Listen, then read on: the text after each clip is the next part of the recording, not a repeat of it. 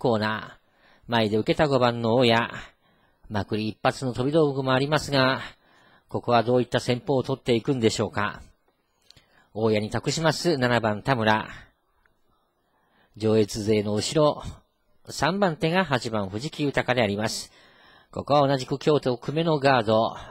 逃げ一本での競争となりますが、地元3番佐々木明彦がこの3番手から気合の抜け出しを狙っていきます。通算勝ち星528勝、地元の古豪。ベテラン健在アピールしていきたいところ。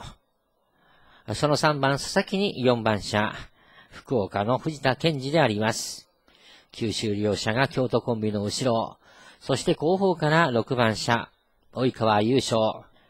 決まり手はまくりが6連隊、逃げが1連隊ですが、ここは積極的に先行勝負となりますが、しかし8番藤木も突っ張る構え、6番8番、早くも火花が散りますが、ここは早めに抑えて、6番及川優勝の先行体制となりました。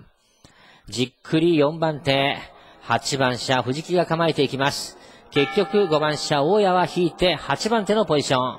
車間を切っていつでも発進の構え、8番藤木、前で上、6番車及川も突っ張っていきますが、掛け合いとなります。